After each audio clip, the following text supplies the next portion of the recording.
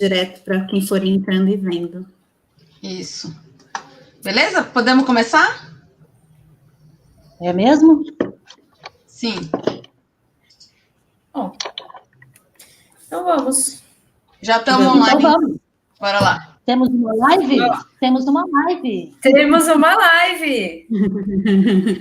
Olha, vai chegar a caravana, hein? Estão dizendo que vai chegar a caravana. Ixi, Caravana de quero Sorocaba costuma vir, não é? Ah, tem gente que veio da outra sala, ó. Sim, a Joyce acabou de dizer, ó. Tá, legal. A Lê também. O Fê, derrubaram a live antes de começar. Bora lá, então. Vamos começar aí, meninas. Bora. Vamos lá, então, gente. Boa noite. Sejam todos bem-vindos. Nós, antecipadamente, a gente já agradece a presença de vocês, né, e a paciência, né, já nesse início. Eu sou Nina Escudeiro, professora de Educação Física da Rede Municipal de Ensino de São Paulo. Já estou aposentada e sou integrante do grupo de pesquisa em Educação Física Escolar da FEUSP desde 2004, ou seja, desde o seu início. E é desse lugar que nós vamos conversar hoje, é a partir desse grupo, e aqui nós estamos representando o GPEF. Agradecemos demais mesmo, né? A gente sabe, espera que todos vocês estejam bem, e agradecemos muito por vocês despenderem um tempo do seu dia, né? A gente sabe que não tem sido fácil, né? E parece que isso está se estendendo muito já, demais, né? Então, sejam muito bem-vindos, tá? Eu vou pedir para as colegas se apresentarem, depois eu retorno. Antes, porém, eu gostaria que vocês pudessem entrar no site, na hora de entrar, vocês, ou agora, pode ser, coloquem o lugar de onde vocês estão assistindo a live, vai ser legal para a gente, tá bom? Quem segue aí se apresentando? Unido.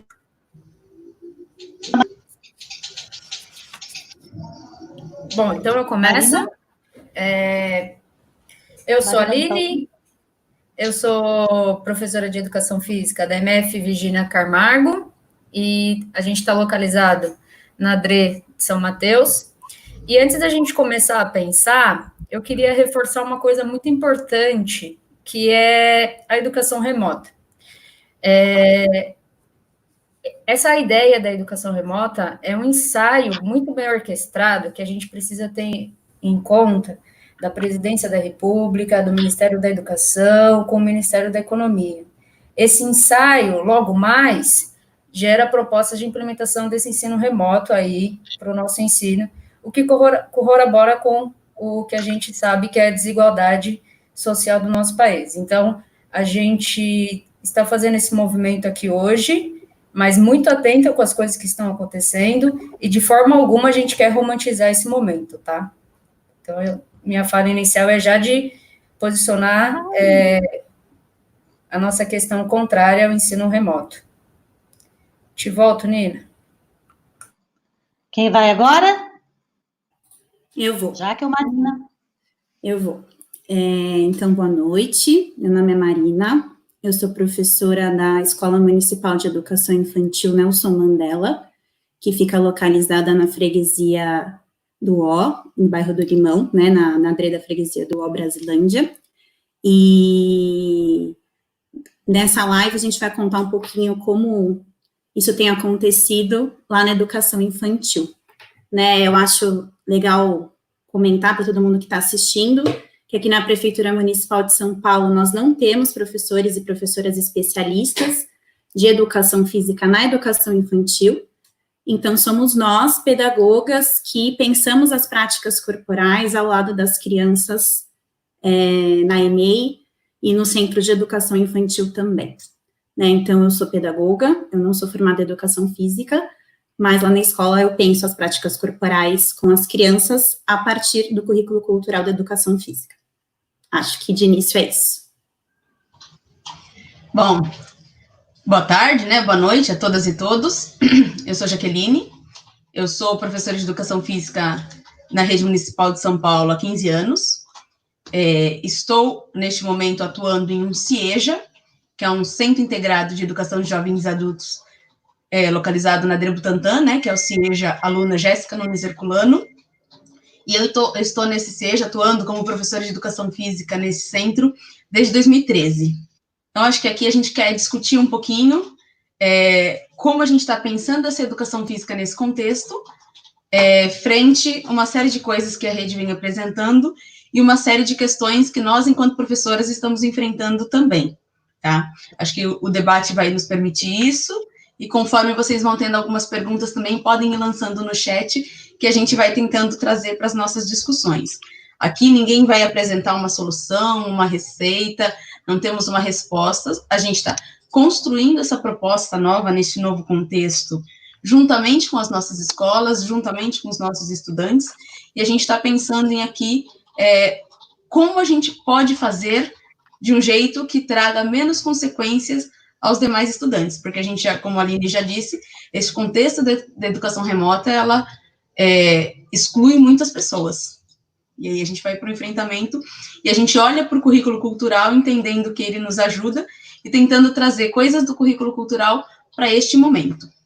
Bom, acho que aí a Nina agora encaminha e a gente vai trocando ideias. Bom, eu quero agradecer a Joyce, obrigada pela dica, Joyce. Melhorou o som agora? Espero que sim, né?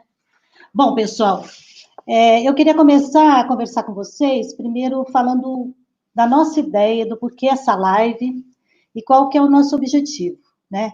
Então, a princípio, 4 fatores nos motivaram a fazer essa live. Inicialmente, o que anda circulando pela internet, né? Via YouTube, redes sociais, são práticas, são tarefas, são atividades sugeridas, né? Que estão completamente alijadas do contexto da pandemia, da quarentena, desse momento difícil que a gente está vivendo. Um outro aspecto importante que nos fez pensar em fazer a live foi o incômodo, né, os conflitos que as colegas aqui estão vivendo, o grupo de pesquisa vem compartilhando, né, que é um momento difícil, como é que a gente faz, como é que a gente coloca em ação esse currículo. E um outro aspecto que esse eu acho que foi bastante emblemático, foi o vídeo do professor Felipe Quaresma.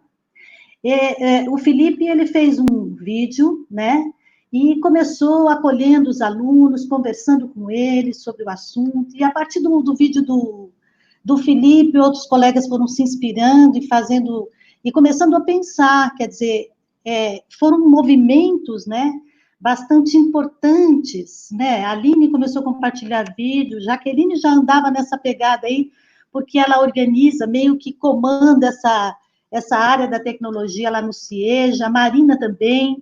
Então, esses aspectos nos fizeram pensar em compartilhar, né, as experiências que estão acontecendo. E por que a live, né?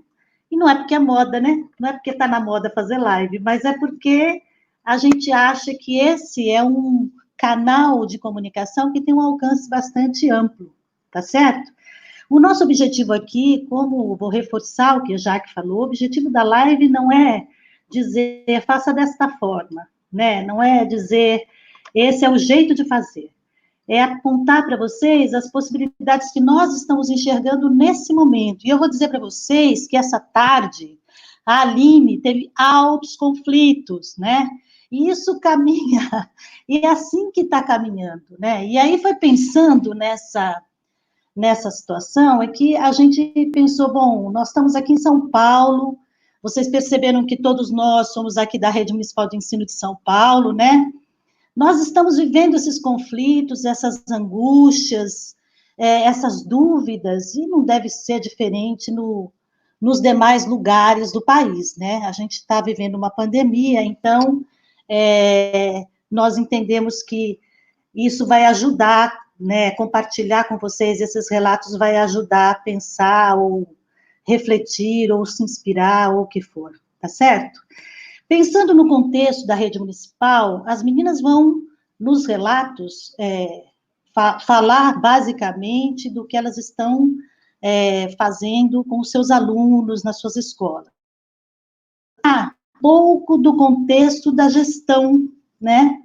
Eu fui buscar pensar como é que a gestão também está administrando esse movimento aí que está acontecendo com os professores.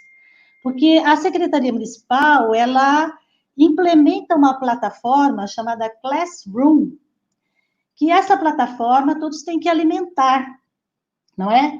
Mas, para acessar essa plataforma, você precisa de uma internet banda larga, de uma condição que, na conversa com os gestores de 4 escolas que eu tive contato, pelo menos 50% dos alunos não têm acesso, né? Agora, o que eu achei mais interessante é que essas escolas, todas elas já têm um canal de comunicação que é consolidado, que é o WhatsApp. Então, já se comunicam com os alunos, com as famílias, né? E fora isso, né, duas escolas tem um blog, né? Uma delas pensou exatamente nesse momento. Então, o blog, por que ele é bom, né? Facilita. Primeiro que o acesso não precisa de senha, né? Você traz lá o endereço do blog e você já entra no blog, você já conversa com o professor, você já pega a tarefa, você já coloca a sua dúvida, os professores retornam. Eu acessei esses blogs, né? Então, é um canal interessante, importante, né? Que as escolas já estão caminhando com isso já há algum tempo. E o maior problema, então, é a falta de diálogo, né? Então, a secretaria não ouve as escolas, é preciso escutar as escolas, né? Cadê a história da autonomia da escola? Nesse momento, a gente não vê, né? Porque se a secretaria escuta as escolas, não tinha criança sem cartão merenda, não teria criança sem o material do Trilhas, né? Gente, não é uma crítica aqui, a gente sabe que tanto professores, como gestores, como coordenadores e o pessoal da SME também não estava preparado para lidar com essa situação. A gente entende isso. Mas um canal importante, um caminho importante é o diálogo. E se a gente dialoga, fica mais fácil. Não dá para a gente aceitar escolas que davam merenda para todos os alunos, todos tinham direito de merenda, e na pandemia, no momento mais difícil, só alguns vão receber, né? E vão receber por um cartão que é distribuído por motoboy. Ora, se os gestores estão na escola, eles estão lá expostos diariamente, fazendo um trabalho que muitas vezes poderia ter sido feito da sua casa, sem ter que se expor, por que eles não poderiam distribuir os cartões, o material do Trilhas?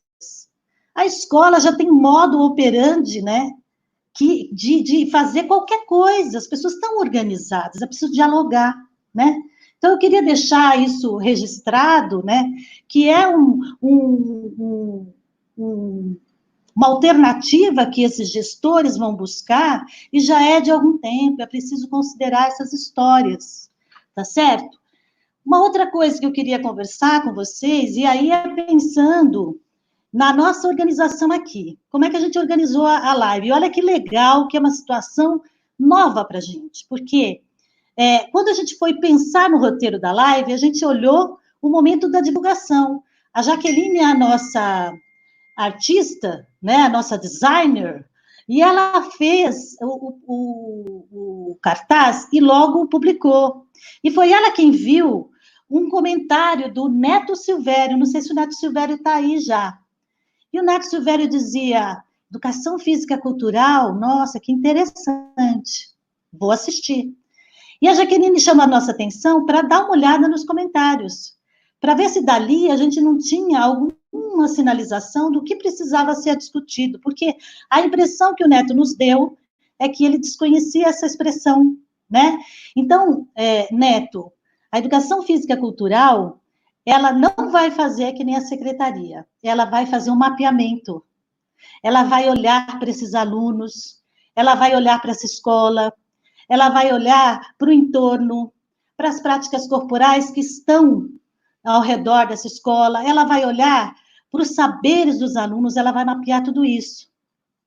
E ela não vai ficar nesse mapeamento. vai ficar nesse senso comum, ela vai buscar ampliar os conhecimentos dos alunos sobre as práticas corporais, ela vai procurar aprofundar os conhecimentos dos alunos sobre as práticas corporais. Então, a educação física cultural, Neto e colegas, ela desloca o conceito de cultura. Então, a ideia de cultura, para esse currículo, que a educação física cultural põe em ação, é uma ideia de que todos os alunos, todas as pessoas são constituídas na e pela cultura. Todas as pessoas são produtoras de cultura. A cultura está no nosso dia a dia. A cultura é a forma como a gente se organiza, como a gente se organizou aqui para fazer essa live. Nós estamos aqui produzindo cultura. Nós estamos fazendo circular os significados que nós queremos ver validados. Então, a ideia de cultura nesse currículo é uma ideia plural. Não vai se falar de cultura no singular. Não existe uma única cultura que seja válida. Todas as culturas são válidas, nenhuma é melhor que a outra.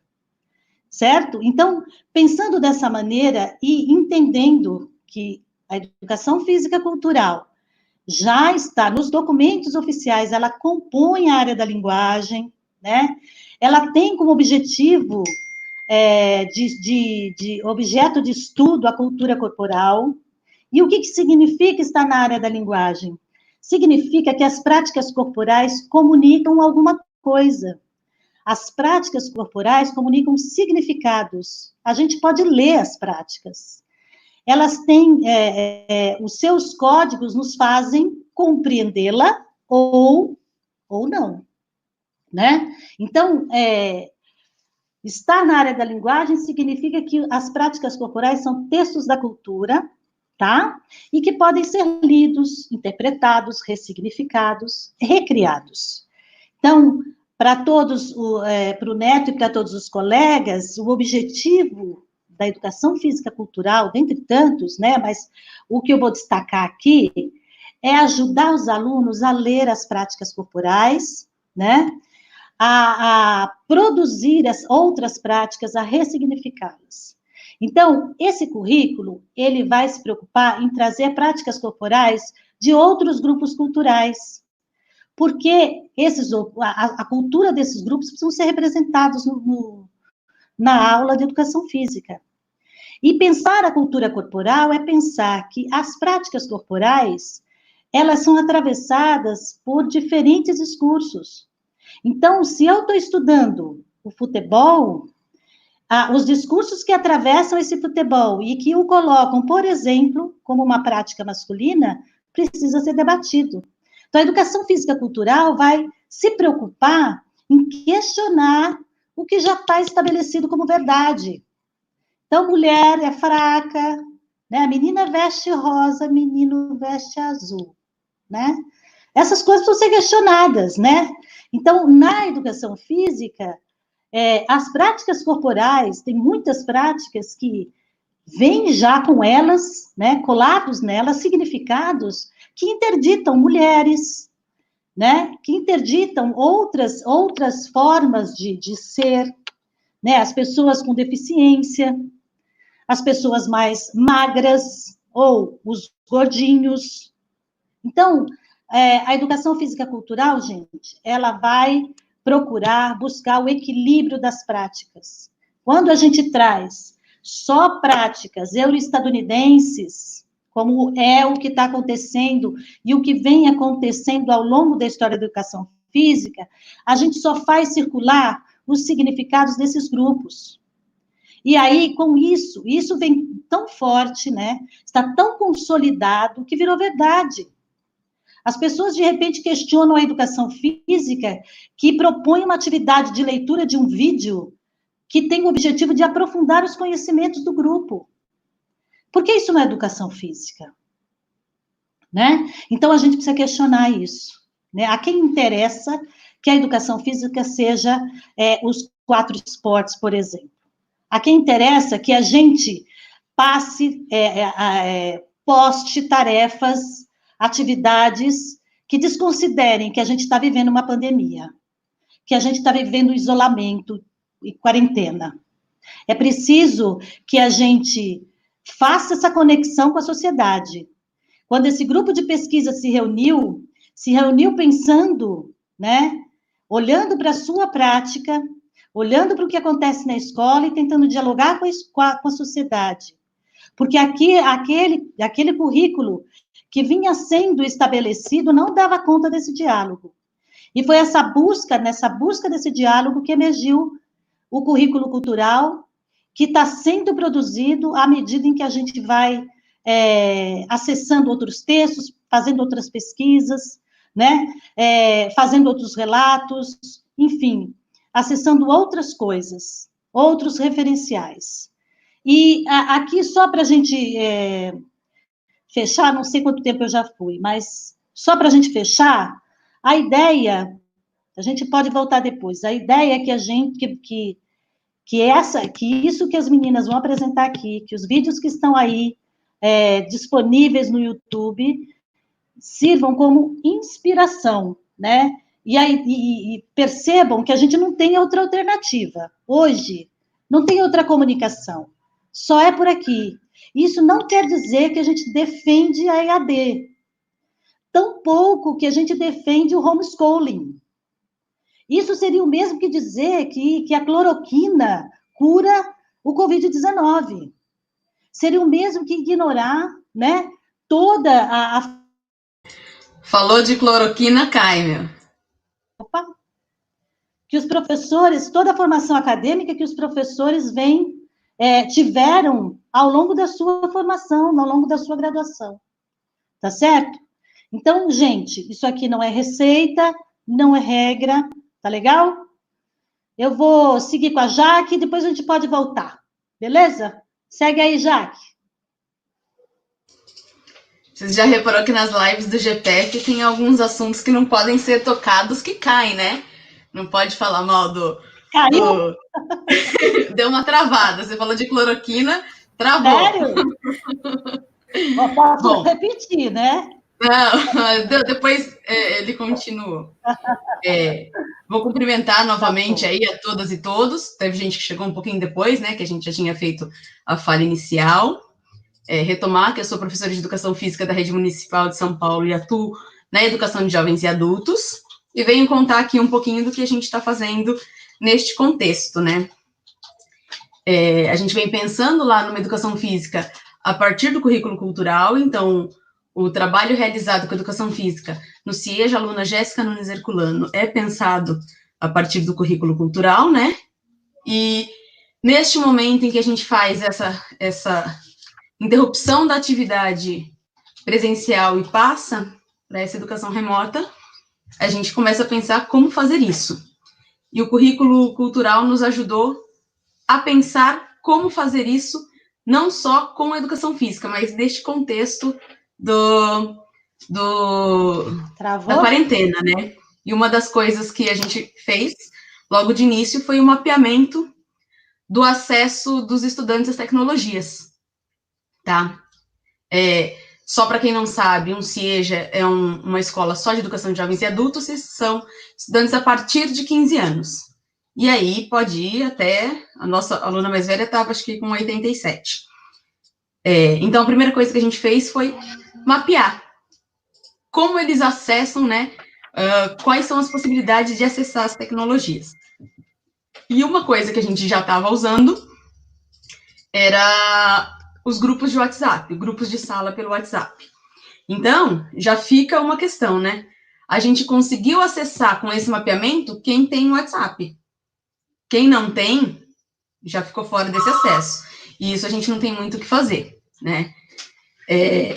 Lembrando que são jovens, adultos, trabalhadores, idosos, pessoas em liberdade assistida, nem todo mundo tem smartphone. Então, se não tem um smartphone, já não tem como receber uma mensagem pelo WhatsApp. Mas, a partir do que nós conseguimos, a gente chegou a mapear, a gente tem em média 600, quase 700 estudantes. E deste mapeamento, 337 responderam, tá? Foi um formulário para o grupo de WhatsApp e os alunos responderam. 337 alunos responderam. E isso já evidencia uma desigualdade no acesso. Se eu não consigo nem consultar todo mundo, muitas pessoas podem até ter, mas quem trabalha aí nas periferias sabe o quanto essas pessoas, elas trocam muito os números de celulares. Por conta do chip, aparece uma outra promoção, pega outro. Então, às vezes, o celular que está cadastrado lá já não é mais o que está. Tudo isso influencia, tá? E essa desigualdade de acesso não está só em ter o celular ou não, né? Nesta pesquisa, 63% dos alunos que responderam, eles não têm computador em casa. Então, o acesso deles é exclusivamente pelo celular, tá? A gente perguntou se havia disponibilidade para realizar as atividades. 60% disse que sim, mas também o restante disse que talvez, porque dependia das questões do trabalho, que eles não sabiam como ficaria, né? Isso foi feito lá no começo. Uma outra coisa que apareceu é que 60% desses estudantes que responderam acessavam o Facebook e 80% acessavam o WhatsApp. Então, a gente já reconheceu que um ponto de acesso seria o WhatsApp, Facebook e WhatsApp. Logo quando foi lançado, a prefeitura disse que o trabalho seria através de trilhas, tá? Esse lance do Classroom apareceu depois, num outro momento, tá? Então, até então, eram trilhas, que, sendo um caderno físico, ainda assim apresenta muitas dificuldades, porque as pessoas que moram na favela não estão conseguindo receber os cadernos no seu endereço, porque o endereço na favela funciona de um outro jeito, tá? Então, tem dificuldade do acesso à tecnologia e tem dificuldade do acesso do material que vai chegar impresso, tá? É legal pontuar que o Trilhas, ele não tem o componente curricular de educação física. Isso também é legal de ser pontuado, né? Vamos pensar que papel que a educação física está entrando neste contexto. Não acho que seria vantagem, não acho que seria melhor, mas é só para a gente entender qual é o olhar que tem sobre esse componente curricular. Tudo bem? Acho que isso é importante. Uma outra coisa que a gente precisava entender é que os estudantes em processo de alfabetização, por mais que eles tenham o WhatsApp, não é muitas vezes um recurso muito fácil de ser utilizado, tá? Funciona às vezes com áudio, funciona às vezes com imagens, com algumas coisas. Então, a escola, a partir desse mapeamento, pensou nos recursos que a gente faria. Outra coisa, a gente pensou que quem são os estudantes de educação de jovens e adultos? São os trabalhadores informais. A gente traça um perfil dos alunos no início do ano, um perfil socioeconômico, de lugar de moradia, sobre a família, uma série de questões, e a gente sabe onde eles moram, e 50% dos nossos estudantes não são trabalhadores assalariados com carteira assinada. Então, eles vivem na informalidade, eles vivem de bico. A gente sabia que neste contexto que a gente estava adentrando, essas pessoas seriam as mais prejudicadas financeiramente também. Então, olhando para isso, a gente precisava pensar em que relação a gente queria ter com esses estudantes nesse contexto. Em nenhum momento a ideia é de alfabetizá-los, é de manter uma questão, tentar fazer com que eles façam a prova do Enem, façam a prova do Enseja. Aliás, fica aqui o ADI Enem, né? Mas a gente, enquanto professor de educação de jovens e adultos, tínhamos um olhar muito claro que a gente precisava manter um vínculo com esses estudantes, tá?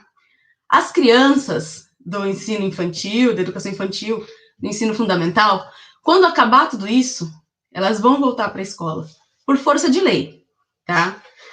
As famílias precisam ir trabalhar, elas também precisam deixar as crianças em alguns lugares, a legislação faz com que isso aconteça, mas nós, da educação de jovens e adultos, sabemos que dependendo como as coisas terminem, né, passem, esses estudantes não vão voltar.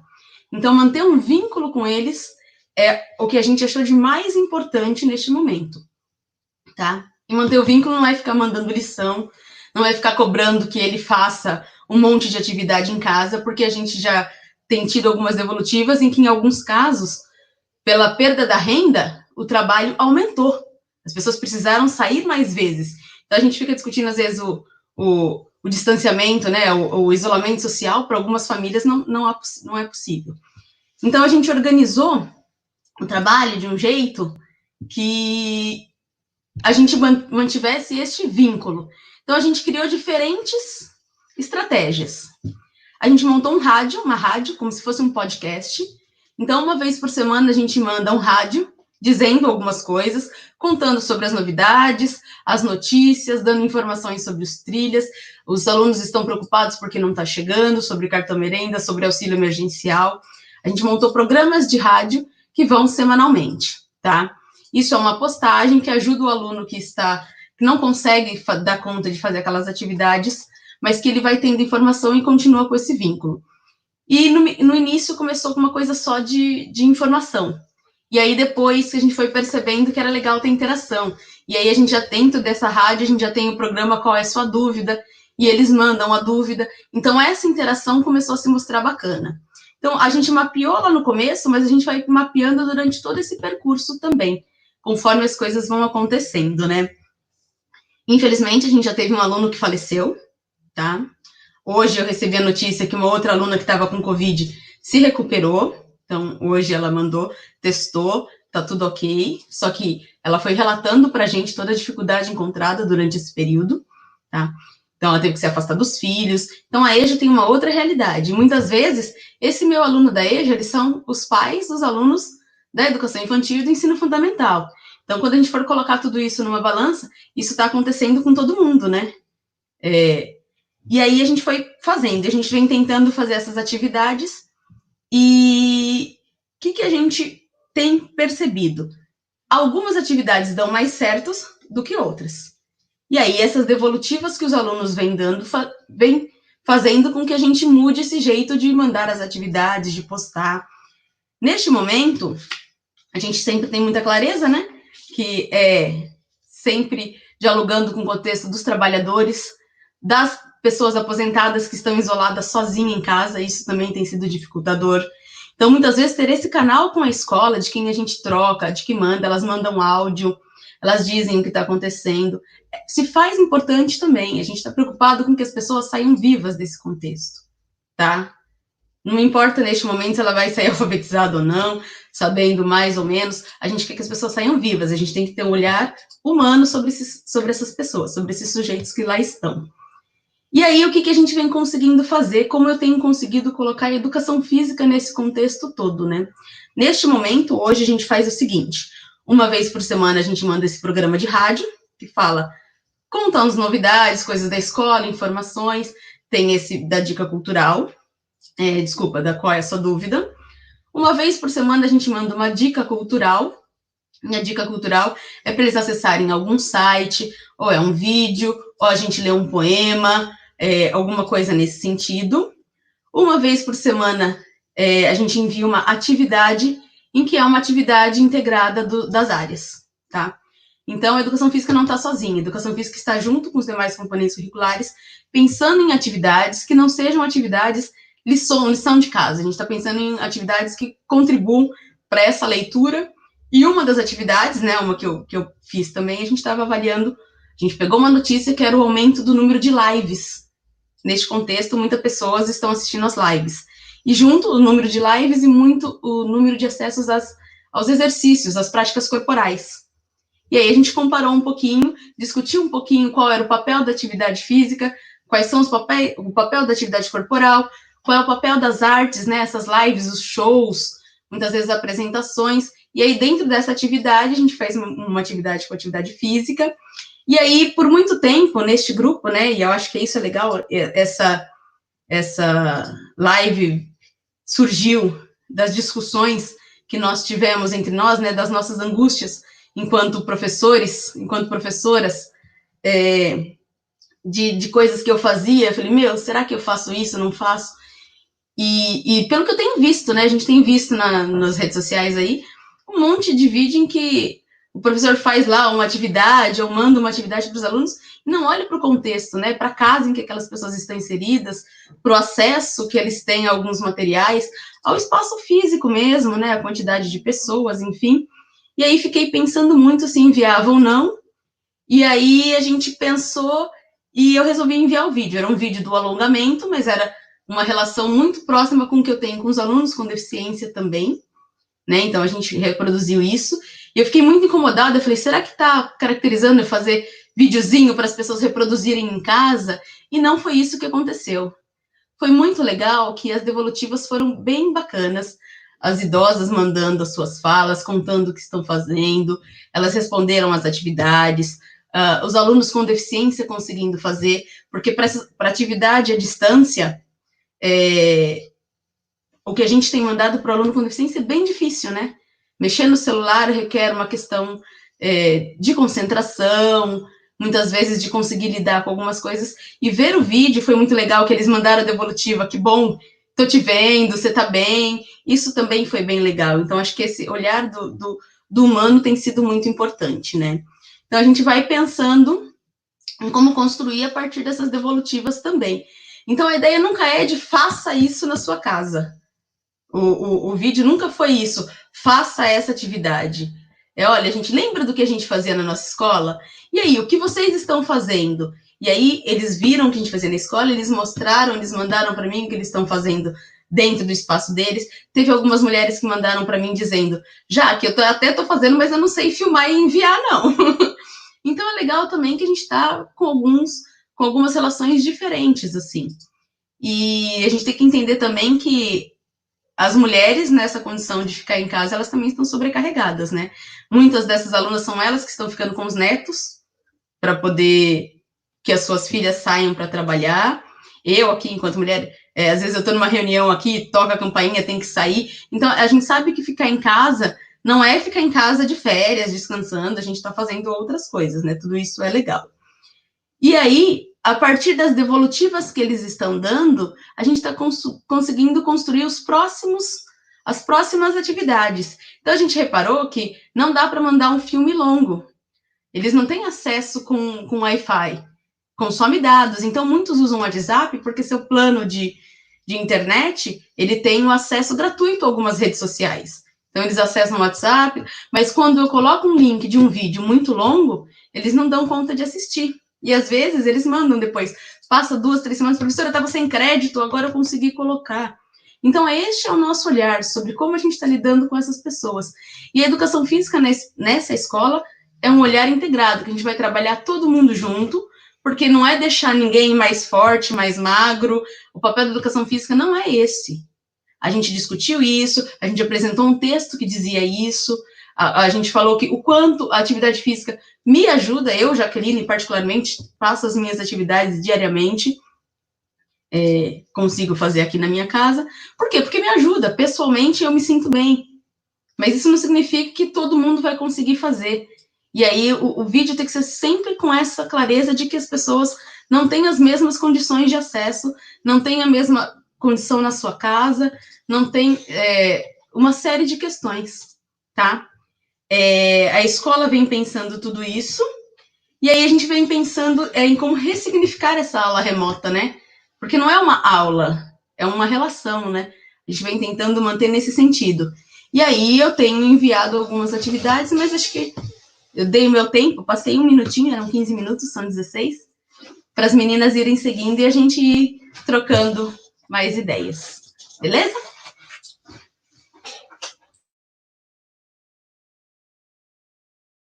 Quem vai seguir? Eu sigo. Então, lá, para quem chegou agora, eu sou a Aline, sou falo da escola MF Virgínia, de São Mateus, e aí eu vou trazer um pouquinho de como que está sendo esse momento para a gente lá, né?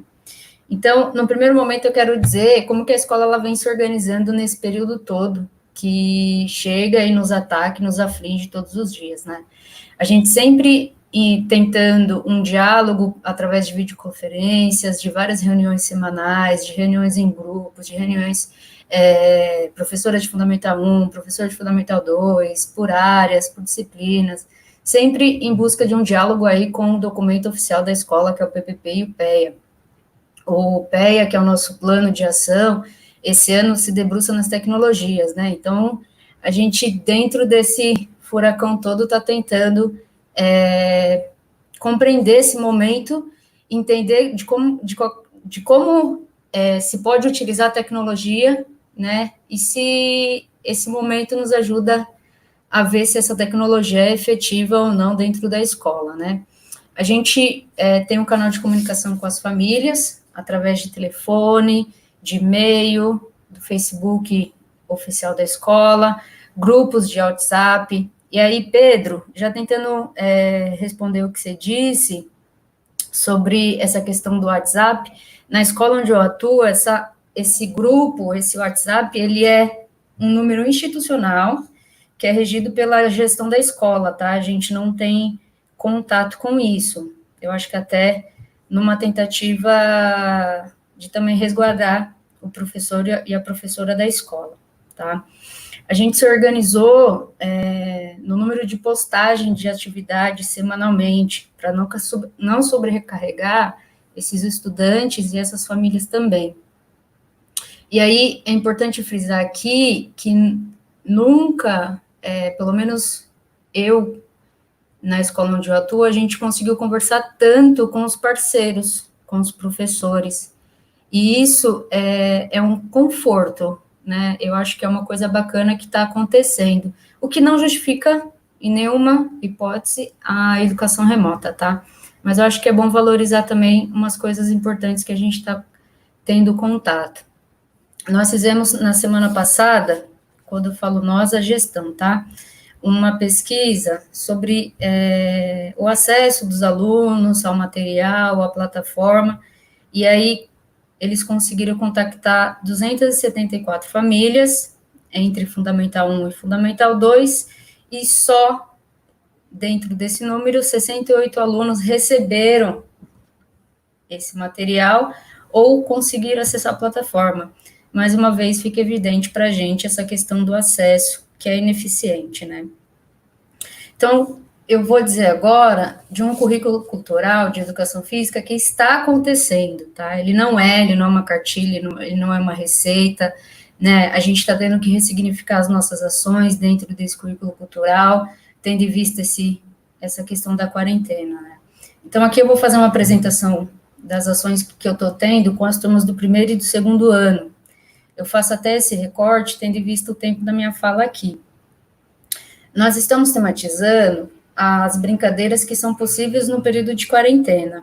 Então, a primeira postagem que eu fiz foi uma fala inicial com os alunos, pedindo para que eles me mandassem vídeos, registros com foto, do que eles estão conseguindo brincar, do que é possível brincar nesse período de quarentena.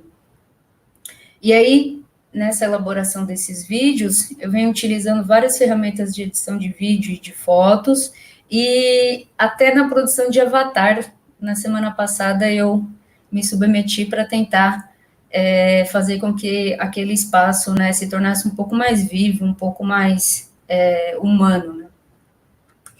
E aí, Ednei, se o Ednei estiver por aí, olha só o que esses registros apresentam. As crianças, elas estão brincando de diversas cantigas com cordas ou com outras brincadeiras. Elas estão fazendo careta, elas também estão dançando. Inclusive, uma mandou uma foto até com um chapéu de frevo. Elas estão brincando com os seus pais, com os seus irmãos de lutinha. Quem nunca, né? Tem um garoto que ele tá jogando futebol dentro de casa. Eu perguntei para ele se ele já tinha quebrado alguma coisa, mas ele disse que até o momento tá tudo bem, mas tá brincando de futebol dentro de casa. Tem aparecido muitas crianças com pelúcias, com bichinhos de pelúcia brincando, e aí aparece carrinho, elas estão desenhando. Em alguns momentos, esses desenhos remetem às atividades práticas, ou de brincadeira, ou de jogar bola, ou de esporte, ginástica, desenhos aleatórios. Elas estão desenhando. Elas estão brincando de boneco, de boneca, de casinha. Elas estão brincando com os animais de estimação. Penso que agora seja um momento bem importante a gente estar próximo desses animais, né? Eles nos ajudam, nos dão um conforto, e é sensacional brincar com eles, né? Elas também estão jogando online, e aí esses jogos são desde Free Five a jogos de futebol, as dancinhas, enfim, diversos jogos online. jogando videogame, elas estão andando de patins, elas estão brincando de teatro de bonecos, elas estão andando de bicicleta dentro dos quintais. E olha, a aluna que está andando de bicicleta, ela está andando de máscara. Tem aluno brincando de quebra-cabeça. Tem aluno brincando de dominó. Quem não tinha o dominó, desenhou na folha, pintou o dominó, recortou e começou a jogar. Teve a guerra de travesseiro, para mim a melhor de todas. Teve jogos de tabuleiro, teve jogos de carta, teve gente fazendo massinha aí que deu errado, e que depois retornou e num outro momento conseguiu fazer. E que ao fazer essa massinha, estava com os pais, e aí virou uma confusão total. Teve gente que brincou de patinete, tem gente brincando de Lego, tem bambolê. Eles estão fazendo corrida nos quintais, nos corredores, eles estão brincando de pega-pega. E também apareceu as motoquinhas, ou tonquinha. Diante disso tudo, o que eu consigo frisar a partir desses registros, né? A participação das famílias nesse processo. Ou quando elas estão brincando junto, ou quando elas ajudam na produção desse material. A produção desse material, ela também tem sido de uma genialidade. As crianças estão fazendo edição de vídeos, utilizando diversas plataformas de montagem, de fotos, utilizando aplicativo de rede social, o TikTok. Eu não conhecia o TikTok, agora eu acho que eu vou ter que utilizar o TikTok. E entre outras coisas. Além disso, as crianças também estão mandando mensagem de como elas estão se cuidando. Tem tutorial dizendo, olha, fica em casa, lave as mãos, use máscara e não tente manter contato com as pessoas. Elas falam sobre a sua rotina e elas estão elaborando tutoriais que uma aluna me ensinou como andar de patins fazendo teatro de bonecos ao mesmo tempo. Gente, eu estou apaixonada. O que esse mapeamento e análise desses registros tem me ajudado a pensar? Primeiro, é uma aflição, é algo que hoje eu estava chorando para esse grupo aqui, dessa questão do acesso dos estudantes, né? Poucas pessoas estão conseguindo acessar as plataformas. E por que eu consigo identificar isso, além das pesquisas que a gestão da escola vem fazendo? Porque são as mesmas pessoas que estão publicando, são as mesmas crianças que estão aparecendo toda semana. E aí, eu venho percebendo um outro movimento muito bacana. A criança que na primeira postagem, ela mandou só uma foto, na segunda, ela manda uma foto e um desenho. Na terceira, ela já veio com vídeo, com desenho, com foto. Tem crianças que mandou diversos registros ao mesmo tempo. Eu consigo perceber que a participação das famílias era algo que para mim era muito distante, era muito, como posso dizer, era algo que eu não conseguia acessar estando com elas ali na escola, né? A gente pouco tem contato com as famílias, né? Na escola onde eu trabalho, o contato basicamente se resume às reuniões de pais, né? E aí eu vejo as famílias mandando mensagem, as famílias fazendo parte desse processo, né? Isso é uma coisa muito importante para a gente.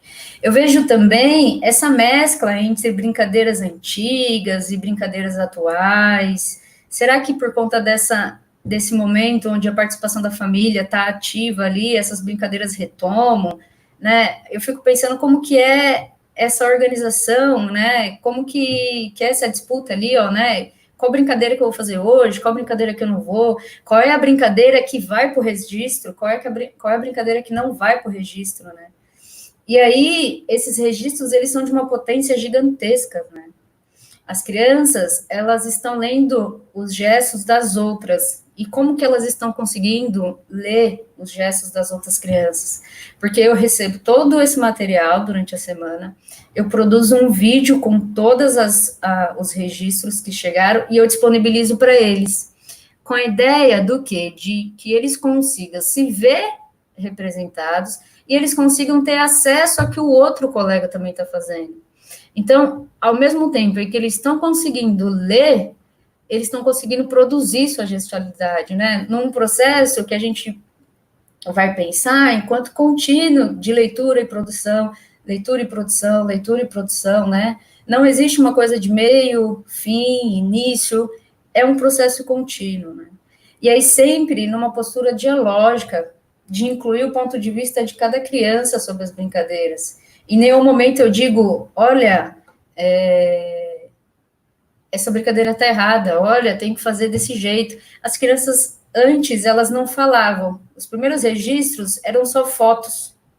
Era só um enquadramento daquele momento.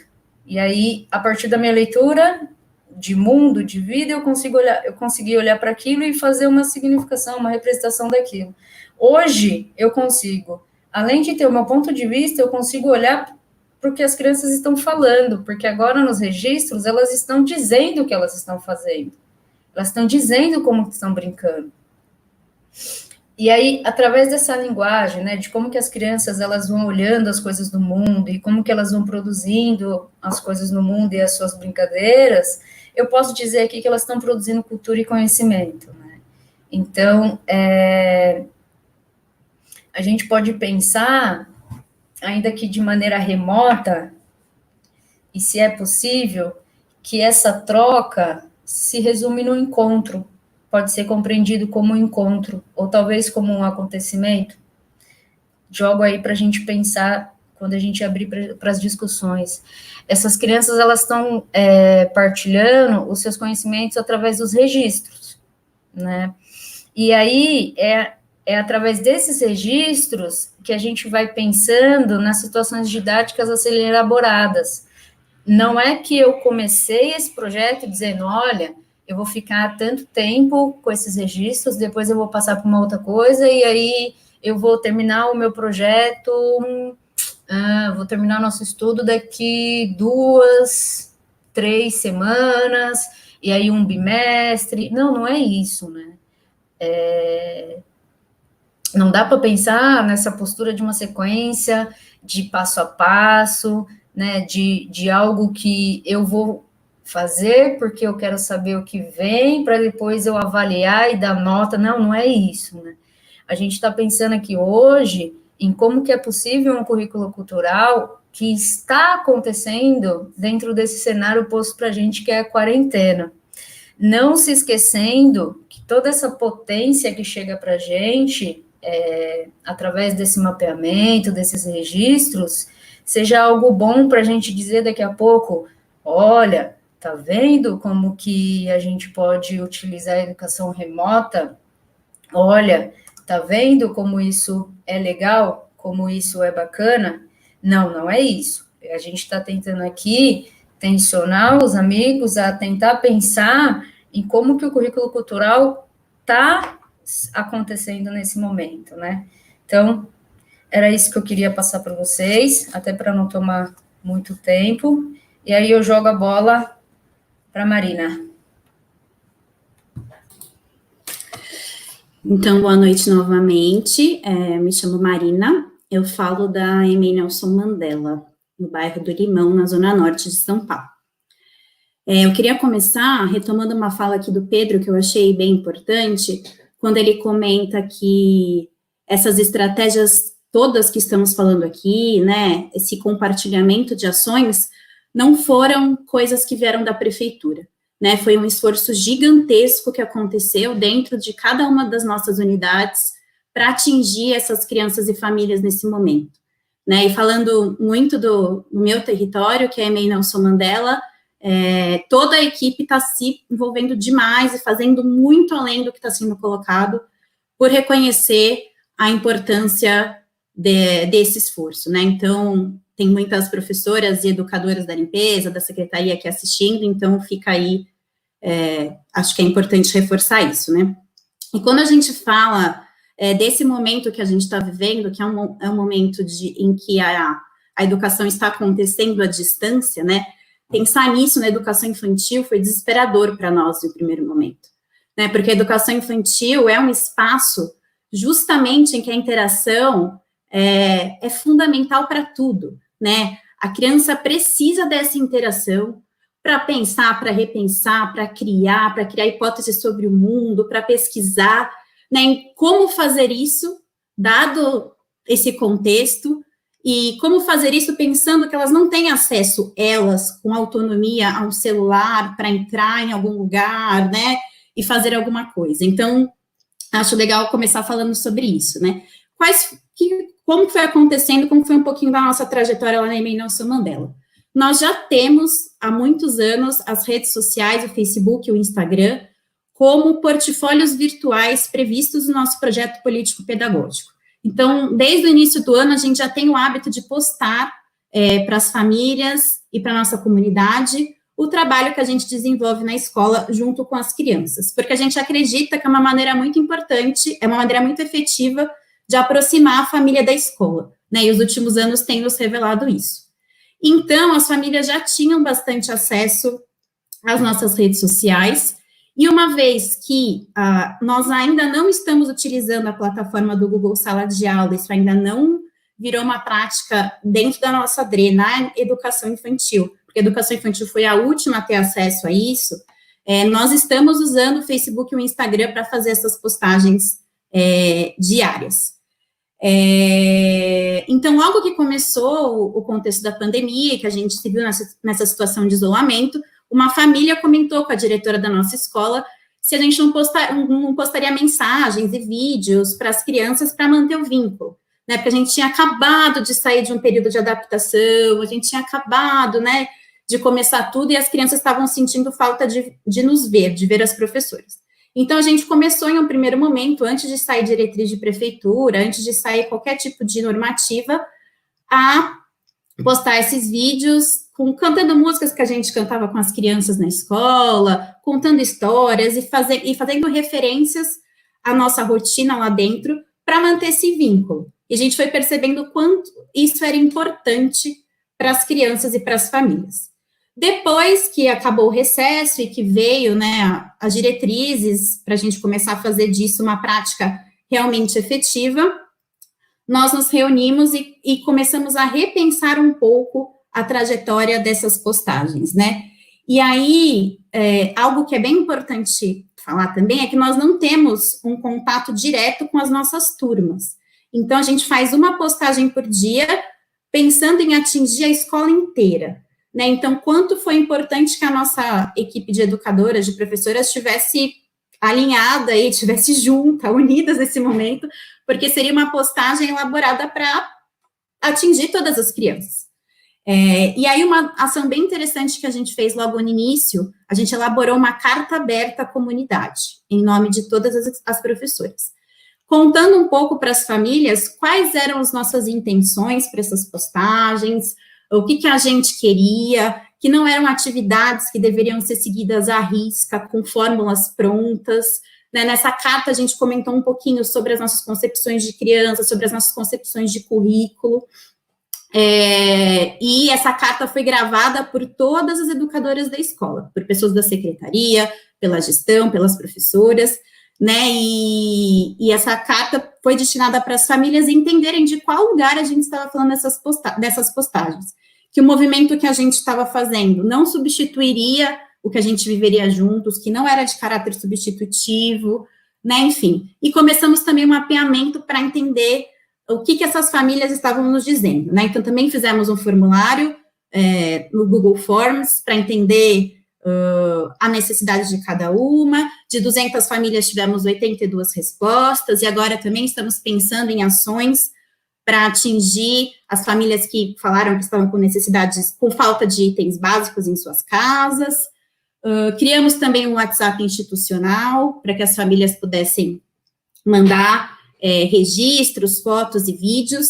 Nos próprios comentários do Facebook e do Instagram, elas colocam as falas das crianças, elas colocam imagens, elas colocam vídeos, tem famílias editando esses vídeos, e a gente também está tendo o cuidado de reunir essas postagens e circular para que todas as crianças possam se ver, né? Então, no nosso Instagram, a gente criou um destaque no Stories que chama Crianças, e aí toda criança que manda uma foto e um vídeo, a mãe autoriza, o pai autoriza, a família autoriza, a gente coloca lá nesse destaque, né? E a gente fica o tempo inteiro divulgando e circulando isso para que as crianças possam se ver, né? E agora a gente também criou um grupo de WhatsApp por turma, né? Uma ação nova, a gente está avaliando. É algo delicado, sim, porque é o nosso número pessoal. Foram só as professoras que quiseram, né? Quem não quis não entrou nessa demanda. A gente criou algumas regras para esse grupo e as famílias estão entrando aos poucos, mas também criamos mais esse veículo de comunicação nesse momento. E falando um pouquinho sobre as práticas corporais e como a gente vem pensando nisso, né? Os vídeos que a gente posta sugerindo que as crianças, juntamente com as suas famílias, né, que na educação infantil isso sempre acontece, a presença da família, ela é imprescindível, a gente na nossa escola investe demais nisso, não são pensados, né, no sentido de dizer como fazer, ou movimente-se assim, ou faça aquilo, mas de sugerir caminhos para que as crianças, junto com as suas famílias, pensem sobre essa prática corporal, né, façam a leitura dessa prática corporal. Então, por exemplo, teve um vídeo produzido por um grupo de professoras lá da escola, em que nós trouxemos a brincadeira da peteca, em que a gente teve toda uma preocupação de gravar diferentes professoras, diferentes corpos, brincando de diferentes maneiras, em diferentes casas, construindo essa peteca com diferentes materiais. Nesse vídeo a gente trouxe diferentes nomes dessas petecas, que vêm de etnias indígenas, né? Então, essa preocupação de que vem dos princípios e dos procedimentos do currículo cultural, e de trazer outras leituras para o momento dessas práticas, né? Agora também estamos criando aí, para as próximas semanas, mais um momento de pensar sobre a prática do forró. Então, nós vamos lançar uma imagem, e aí vamos pedir para as crianças comentarem das famílias o que elas estão lendo. A partir disso, a gente vai pensar em como, de repente, aprofundar e ampliar esses conhecimentos, né? E depois, de repente, propor alguma vivência nesse sentido, né? Então, esse caminho tem sempre sido construído dessa forma, entendendo e mapeando a realidade das crianças, considerando esse contexto em que elas estão envolvidas nesse momento, e trazendo possibilidades dentro disso que está colocado, de elas pensarem sobre as práticas corporais, de elas pensarem sobre as outras questões que estão postas, né? Também estamos tendo um cuidado e um esforço gigante de sempre postar conteúdos que as façam pensar também sobre a questão da Covid-19, e estamos fazendo um esforço extra para atingir essas famílias que a gente sabe que ainda não acessaram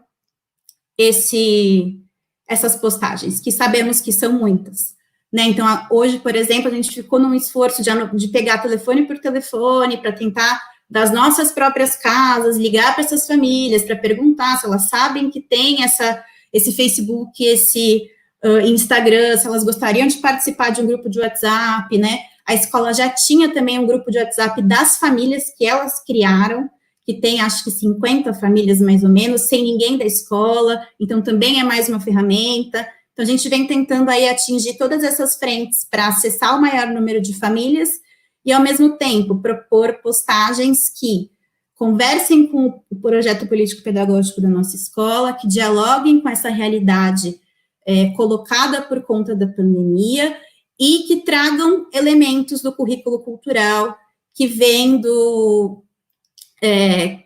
dos nossos princípios, que vem com o componente curricular que a gente dialoga, né? Acho que é isso.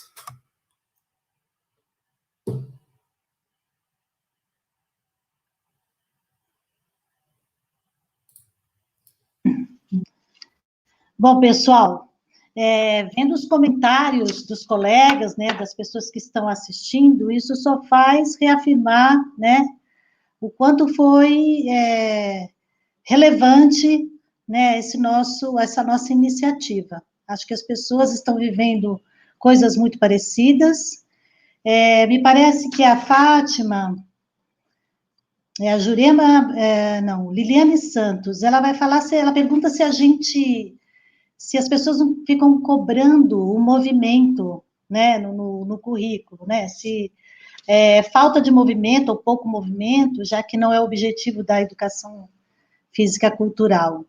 E mesmo assim, viu, Liliane, as colegas podem falar, né? Essa cobrança sempre vai existir. Eu falei lá no começo, né, que o currículo da educação física foi dominado, né, pela cultura euro-estadunidense. Então, o esporte esteve muito presente e virou meio que verdade. Então, essa cobrança a gente vai ter sempre. Parece que quando você começa o trabalho, inicia com essa perspectiva, sempre essas perguntas, essas cobranças vão acontecer. As meninas podem apontar melhor que elas estão na ativa. Alguém quer complementar? Estão me ouvindo? Sim, eu acho que você já deu conta, né, Nina? Sim. A gente precisa, engraçado é que a teorização curricular, ela já está aí posta há muito tempo, né, e a todo momento a gente tem que ficar voltando para tentar posicionar de novo a educação física na área das linguagens, tentar fazer com que não só os pais, mas os próprios gestores das escolas, né, compreenda o que hoje a gente vem pensando por educação física, né, que a gente não inventou, não é? Acho que é legal a gente deixar registrado que a Jaqueline, a Marina, a Nina e a Aline, elas não estão inventando nada, né? Elas estão dialogando com a teorização curricular que está posta aí, né, por pessoas que estão estudando, não é uma invenção, né? E aí, sobre essa questão do movimento, eu acho bacana também até a gente começar a pensar de todas as brincadeiras, né, de todas as práticas que apareceram para mim aqui, nenhuma delas foi o vôlei em sol, por exemplo. Nenhuma delas foram atividades que, né, que a gente precisa começar a olhar para elas de uma outra maneira. Todas essas atividades aqui presentes, elas acontecem, elas existem, né? Então, ela parte de uma ocorrência social dos conhecimentos, né? Que é aí, para a gente, um dos princípios do currículo cultural, né? A gente sempre parte de analisar as práticas corporais que existem, né? Não tem aqui... Me ajudem aí outras coisas que estão aparecendo, o sim, Pega né? na linha, nunca 3. Engraçado que a gente fala assim, mas... Ruas e avenidas. Não tem ruas e avenidas, as crianças não estão brincando disso, né? Olha só, elas estão brincando de guerra de travesseiro. E aí, Roberto, por que a gente não pode dar o mesmo valor para guerra de travesseiro e para lutinha, como a gente tenta sempre dar para a luta?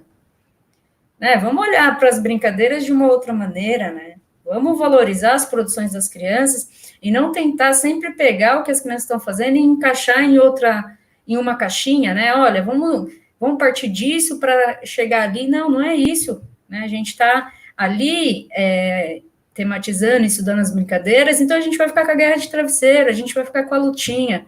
No momento em que a gente estiver tematizando, investigando as lutas, aí a gente parte, né, para pensar outras questões, né? Aline, eu acho que tem uma coisa que batem sempre, né, em cima da questão do currículo cultural, que é da não existência do movimento. Eu não sei de onde as pessoas tiraram isso, né? Também eu acho não. que em todas as práticas que nós falamos aqui, e tudo que a gente sempre tematiza, acontece o movimento o tempo todo, até porque a gente acaba tematizando uma prática corporal que tem uma ocorrência social. Então, ela acontece fora da escola, ela é praticada por grupos, ela acontece em lugares fora da escola. Então, não sei de onde tiram essa ideia de que não há movimento no currículo cultural. Eu acho que, pelo fato da gente acrescentar outros procedimentos, né, ou quando a gente traz um filme, quando a gente debate um texto, analisa uma obra, as pessoas entendem que não tem movimento. E não, a gente está fazendo essas coisas para compreender melhor a ocorrência daquela prática social.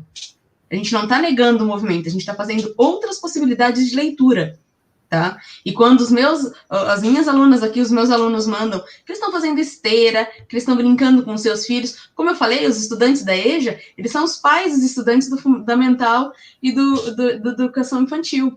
Então, eles estão fazendo essas coisas. Eles estão... várias responderam, brinco com minha filha, brinco com os meus filhos, brinco com os meus netos. Só que elas não dão conta de me dizer quais são as brincadeiras ainda. diferente das crianças e dos mais jovens aí que dão conta da tecnologia melhor, as minhas alunas, os meus alunos, eles ainda enfrentam essa dificuldade.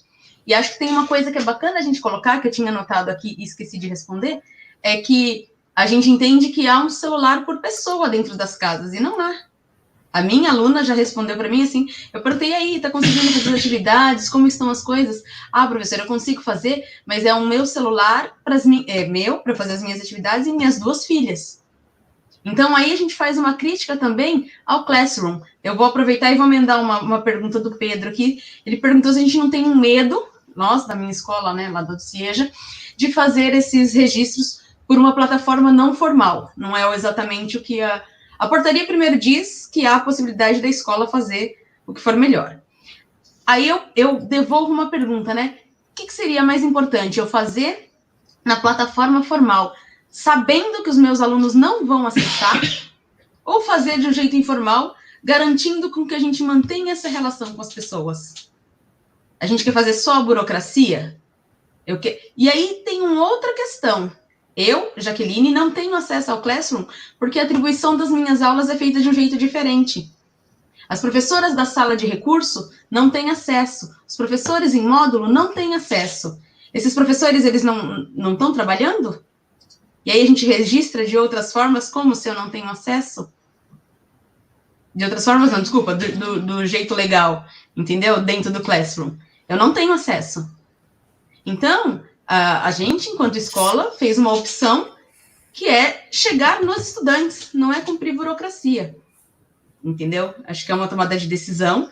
Temos colocado coisas lá no Classroom, porque, afinal de contas, há uma pressão e somos trabalhadores, e entendendo que a gente é assalariado e a gente está aí em vista. Mas eu, por exemplo, não tenho. Sem acesso, eu não sei como eles vão comprovar que eu estou fazendo ou não. E aí, ele coloca aqui também que, às vezes, o YouTube é um canal que pode ser manipulado. Não sei se o Classroom também não pode. Do jeito que está essa plataforma, as pessoas podem acessar. Entendo que uma conta, quando a gente tem uma conta da empresa, né, uma conta, ela é de um jeito que as pessoas podem acessar, os meus chefes, digamos assim. Então, tanto que não é para uso pessoal, né? A conta que nos for, conta institucional, desculpa, eu tinha esquecido o nome. Uma conta institucional, ela pode ser auditada pelos superiores, entendeu? Então, também, não sei te dizer. Mas eu, por exemplo, estou sem acesso até agora. E aí eu vou fazendo o que a gente acha que é importante para esses alunos. Mais importante que cumprir o protocolo é fazer com que eles estejam em contato, é ajudá-los. A gente tem visto várias coisas aqui, e as famílias estão passando por questões muito difíceis. Então, eu acho que isso também é legal. E aí, a Silvia Cristina tinha falado um pouquinho que o município está muito bem organizado. Acho que todas as falas aqui, as 3 falas, são de escolas que resistiram ao que foi dado inicialmente, tá? Então, não é uma questão do município, é uma questão de como, a partir da lei, né, a gente também tem que cumprir algumas coisas, e eu, por exemplo, o currículo da EJA apresenta o currículo cultural como uma proposta, eu consigo chegar nisso. Tem uma fala aqui que eu achei que complementa um pouco o que a Aline estava falando e traz outras reflexões, né? O que acham dos vídeos de exercícios e brincadeiras ensinadas nas páginas do Facebook? Entretenimento? As atividades estão sendo postas por mera recreatividade apenas a nível de secretaria? Né? Então, acho que quando a gente fala do contexto da educação infantil, em que a questão psicomotora é muito colocada para as práticas corporais, né? E pegando um pouco aquela fala da Aline, né, das práticas corporais, né, das coisas que as pessoas inventam, né, isso, a gente está pensando em trazer para os lares das famílias desse momento a leitura de práticas corporais que ocorrem na nossa sociedade. Né? Então, que sentido teria eu, como uma professora, né, porque aqui a gente está falando de um canal que é vinculado a uma escola, né, e não a um canal recreativo de lives, de exercícios e sei lá o quê, né, é algo vinculado a uma escola que é destinada a crianças e estudantes da Prefeitura Municipal de São Paulo. Né, então, que sentido teria eu propor para as minhas crianças montarem um circuito em casa para ficar pulando coisas e passando por debaixo de cadeiras e sei lá, né? E isso não ocorre socialmente dessa maneira. É muito diferente quando a Aline traz, por exemplo, que as crianças estão mandando fotos e registros de elas brincando de guerra de travesseiro, né? Ocupa um outro lugar, né? Essa leitura vai ocorrer a partir do lugar que essas crianças, que esses estudantes acessam e vivem nos seus cotidianos, e agora a vida delas é estar dentro de casa, né? Então, essas práticas têm que ser pensadas dentro desse lugar. Então, por mais que um vídeo tenha 3 minutos, 4 minutos, até por uma questão de não pode ser muito longo, porque os dados celulares não permitem isso, e que em alguns momentos as famílias também pedem, me ajuda a pensar em como fazer coisas com as crianças, e a gente sugira maneiras de fazer, nessa sugestão a gente tenta colocar o que o currículo cultural traz. Então, a gente tenta colocar a presença de diferentes corpos, a gente tenta colocar diferentes corpos brincando, diferentes corpos construindo uma peteca, por exemplo, né, enfim. Então, considerar esse contexto que também pede, que as famílias também vêm pedindo para nós, que nós orientemos como fazer coisas com as crianças, porque elas precisam, elas querem, é necessário nesse momento de ficar em casa, mas o que a gente está trazendo para esse fazer? Esse fazer precisa ser um exercício pelo exercício, ou esse fazer vai ser pensar numa prática corporal, que faz parte do contexto que elas estão inseridas, e trazer esses diferentes referenciais para dentro dessa realidade de 3 minutos de vídeo, né? Então, acho que é algo a se pensar.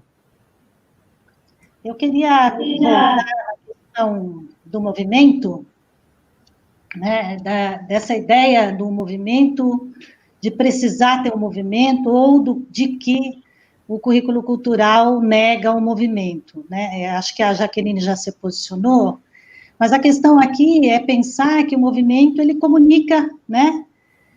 Ele comunica alguma coisa, então não é só o fazer pelo fazer.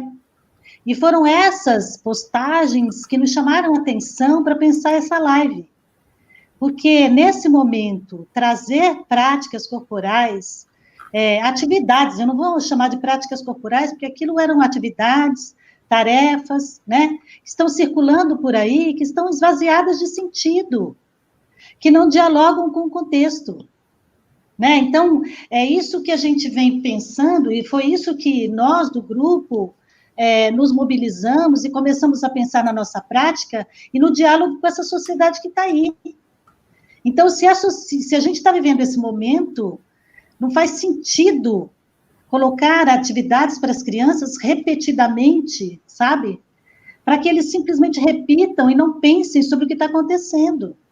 E não é uma questão de grandes reflexões, mas é de entender que o que a gente faz na educação física é a leitura das práticas. A gente busca saber quais significados estão circulando ali, que grupos que produzem essas práticas. Quem são esses grupos? Eles estão na escola? Não estão? Por que não estão? Quais são os discursos que vão atravessando essas práticas? Como quando as práticas são colocadas, por exemplo, eu acho que a Aline colocou muito bem, quando a gente trabalha com as lutas, a gente vai buscar atividades, e a ideia, como eu disse lá no início, não é ficar no mapeamento. E não é também, gente, lembrando aqui que a escolha do tema não é por votação e não é por escolha dos alunos. Essa conexão precisa se dar a partir do mapeamento, a partir dos princípios que o currículo vai se inspirar, né? Vai assumir alguns princípios para poder fazer essas escolhas. Então, o movimento, ele existe sim, e a vivência, ela ganha um conceito muito mais ampliado, porque não é só o fazer pelo fazer, né? As crianças vão, enquanto uma faz, a outra faz a leitura, organiza, ajuda a elaborar, ressignifica, cria, produz outros modos de fazer, cria outras formas, né? Então, acho que eu queria complementar nesse sentido e queria pensar junto com a colega que ficou, eu não localizei mais ela aqui, que ela está dizendo que ela tem do 1º ao 9º ano, ela está preocupada como é que ela vai dar conta disso. Então, olha só como a gente tem já uma forma, parece que é uma fórmula que já está posta e é inquestionável, é indiscutível. O relato da Marina, como eles vão fazendo lá na EMEI, né, não tem nada dividido lá, é tudo no coletivo. Nesse momento, você vai pensar no todo. E nesse momento também, gente, essa foi a angústia da Aline hoje à tarde, os alunos, nós vamos ter alunos que nós não vão conseguir acessar, né? E a gente está nessa busca, né? Está nessa busca de alternativas, né? Para que esses alunos, para se aproximar desses alunos, né? Então, acho que o que vocês estão vivendo aí, Brasil afora, não é muito diferente, né? E o que a gente traz aqui vocês viram que essas meninas são criativas, né? Elas são porreta mesmo. E eu tenho o maior orgulho delas, né? Porque nesse momento de dificuldade, elas estão pensando nos alunos. E isso é muito louvável, né? Queria deixar os meus cumprimentos para essas minhas amigas que estão aí na ativa. Por enquanto é isso. Eu não localizei aqui quem é que falou do primeiro ao nono ano. Vocês conseguem? Então, tem uma hora que ele não me deixa subir mais. Tem uma hora que ele não deixa... Ah, não, mas acho que eu consegui aqui. Eu lembro uma moça... Deixa eu ver aqui. É Fátima Ferreira, é isso? Eu acho que é isso mesmo. Fátima Ferreira. Eu perdi ela aqui. Então, Fátima... É meio que na ideia aqui que a gente está fazendo para o todo, né? Não vai ter divisão, não vai ter divisão de turma, né? No Classroom aqui, né, que é nessa plataforma da prefeitura, está tudo dividido por turma. Agora, tem né, nas escolas que eu fiz a pesquisa, a conversa, né, com os gestores, em 2 delas eles têm blogs. E os blogs são de fácil acesso, né? E eu acessei os 2, e é muito fácil do aluno se localizar, dos pais se localizarem, né? E eu queria também, gente, uma coisa que eu esqueci, que foi um relato do professor Felipe Quaresma, que eu acho que a gente tem que trazer para cá, né? Ele disse assim, eu nunca falei tanto com as famílias como eu falo agora. Quer dizer, então, esse momento também é um momento, olha só, o alcance das nossas discussões, das conversas com os alunos. Quer dizer, hoje, ele está discutindo a presença ou a ausência, né, o porquê da ausência, o porquê da interdição das mulheres no futebol, e os pais estão participando disso. Eles também estão lá, e um relato de um deles foi, nossa, eu não tinha pensado nisso.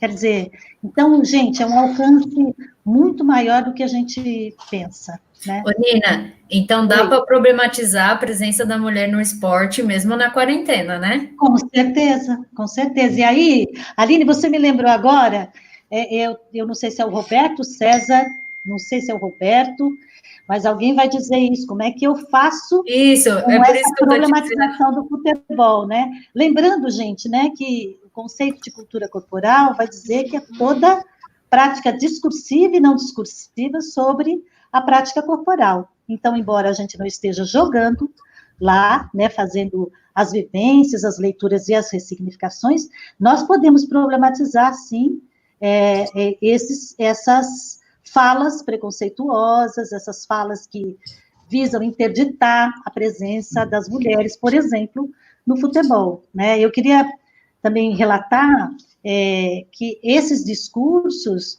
a gente pode fazer, né, pode fazer a problematização não apenas por vídeo, a impressão que está dando aqui é que tudo é vídeo, né?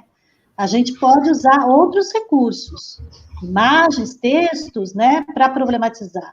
E a problematização tem o objetivo de fazer com que aquilo que a gente falou, ajudar os alunos a ler, né, melhor essas práticas, fazer a leitura dessas práticas de um jeito que não fique só no fazer pelo fazer, né? É isso. Tem uma pergunta para a Marina aí, Marina, você quer responder? Pode ser. Né, então, A Alessandra perguntou como desconstruir o preconceito de que as crianças pequenas não conseguem fazer leituras do tema que está sendo estudado de forma crítica. Eu acho que isso é algo que a gente discute muito na educação infantil e me faz pensar muito qual que é o papel do adulto na escola, né?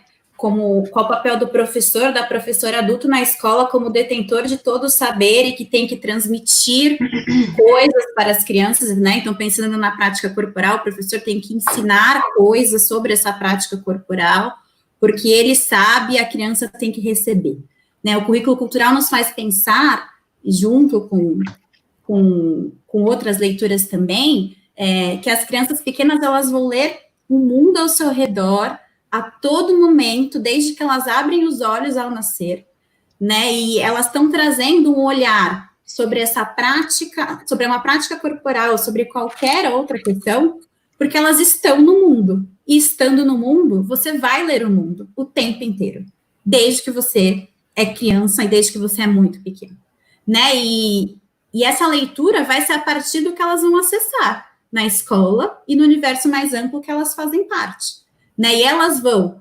ampliar, ressignificar, problematizar essa prática corporal desse lugar de crianças de 4, 5 anos que elas ocupam no mundo, né? Então, elas fazem, sim, leituras sobre essas práticas corporais.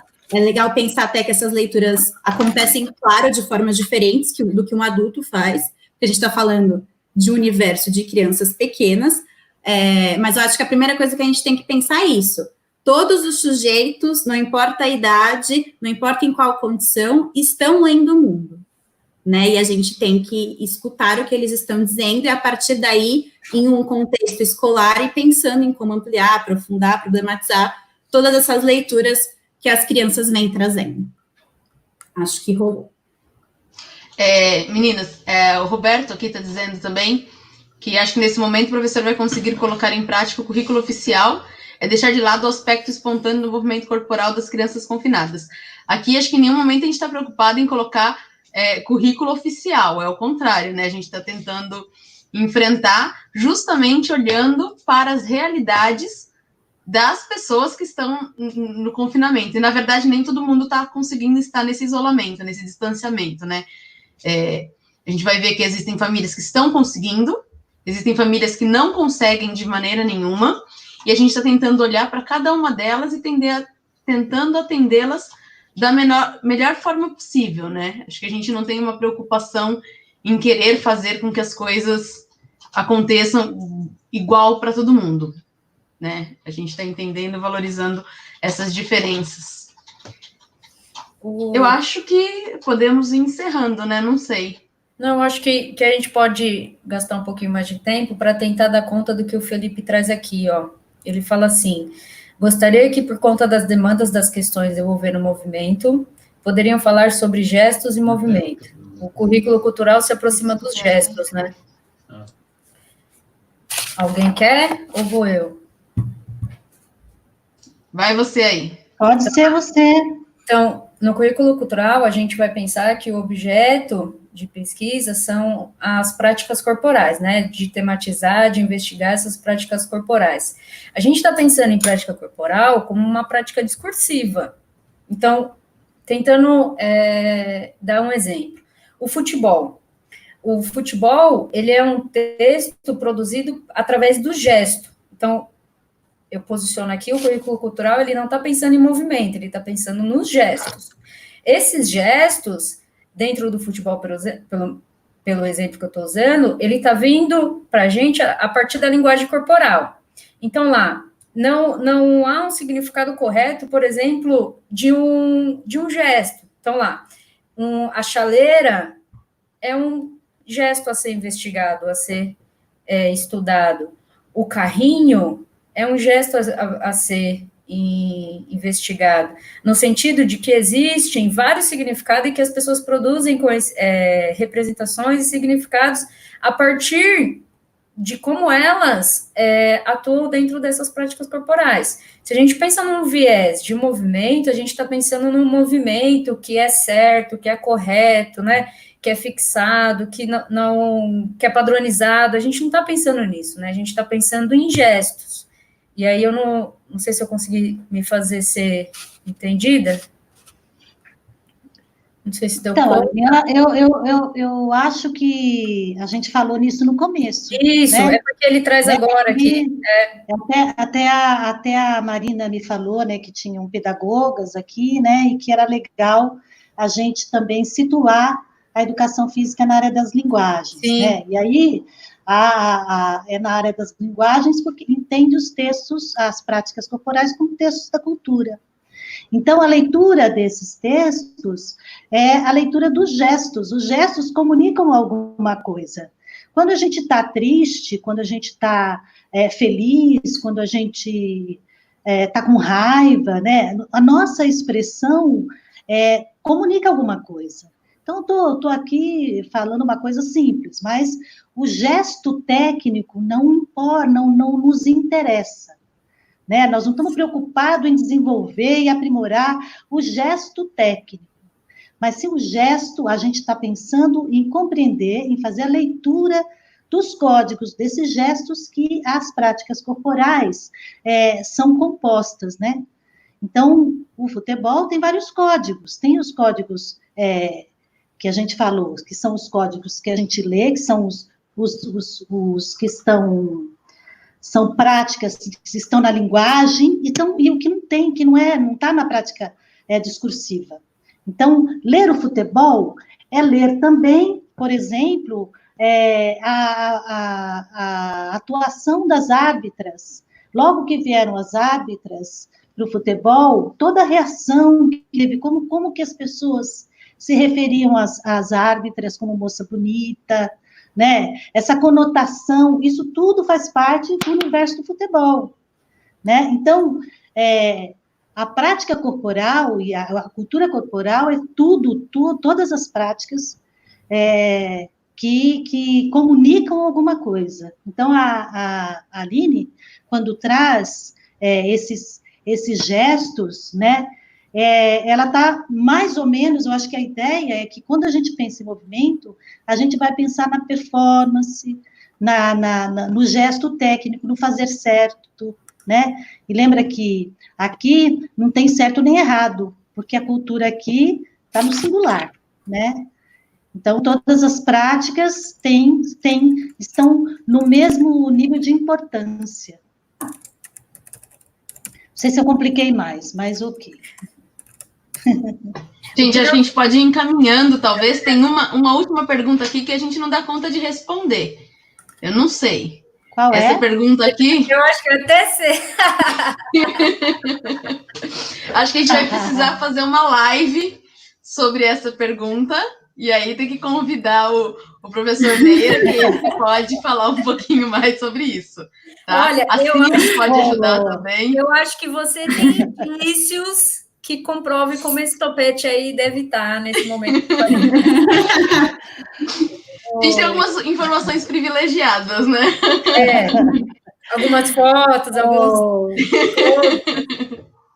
Ô, Jaque, eu acho que é legal, Jaque, eu acho que é legal a gente convidar o grupo, todas as pessoas, acessarem o nosso site, né? Ou olhar lá, ler, fazer a leitura lá dos relatos, de como as pessoas estão encaminhando, né, as suas práticas, porque isso também vai ajudar a entender um pouco melhor o que a gente falou aqui muito apressadamente, aligeiradamente, né? Espero que as pessoas tenham gostado, que tenham contribuído, né? A ideia desta aqui não era explicar o currículo cultural, eu acho que em outros momentos a gente já teve alguns, no site, inclusive, tem alguns vídeos em que a gente fala um pouquinho sobre o que vem sendo o currículo cultural, como ele tem acontecido nas escolas, como eu acho que isso, para quem gostou, quem está pensando, acho que é bacana de acessar lá no site, mas a gente aqui queria socializar um pouquinho de como a gente vem resistindo a essas políticas que não olham para todos, né? Essas políticas que estão preocupadas apenas com a burocracia, não olha para a realidade de cada escola, que na minha leitura também acaba prejudicando as autonomias, né? Porque essas escolas tivessem a sua autonomia valorizada, cada escola poderia fazer um trabalho que atende à sua realidade. Algumas escolas, com certeza, os alunos estão acessando o Classroom. Por quê? É uma outra camada social, é um público que tem um computador em casa, não é a realidade do meu grupo. 68% não tem um computador em casa. Se você tem 3 filhos, é o caso da minha aluna lá, que tem ela, mais 2 filhas, cada vez que você vai entrar em um, você tem que sair do login, fazer outro login, entra, conecta. Então, não dá para pensar a mesma política para a cidade inteira, quanto mais uma política nacional, né? Eu acho que, então, a gente tem que pensar que valorizar a autonomia das escolas e fazer com que cada escola olhe para a sua realidade, para os seus sujeitos e para as suas condições, seria o mais importante dessas ações, e lembrando que em nenhum momento a gente defende educação remota, educação à distância, a gente é contra isso. A nossa primeira fala, quando a gente mandou o vídeo para os alunos, é que a gente quer estar com vocês presencialmente, todos os dias, olho no olho, dar um abraço, isso faz toda a diferença. O que a gente está fazendo aqui é uma coisa que a gente nunca imaginou, a gente nunca pensou. E por isso também muitos professores estão com muitas dificuldades. A gente não tem na nossa formação um uso das tecnologias, a gente não tem professor com um computador em casa que consegue fazer um bom acesso. Vários professores também só acessam de celular. Então tem toda uma coisa que não foi pensada, e aí a gente tem visto agora professores que nunca saindo de licença, porque não estão dando conta de lidar com a tecnologia. Para alguns professores, isso está muito difícil. Por quê? Porque eles sempre deram aula lá na sala de aula todo dia, muito bem, com facilidade, e hoje ele não consegue entrar, ele não consegue acessar, ele não consegue produzir um vídeo, ele não consegue... Então, gente, as pessoas estão sofrendo.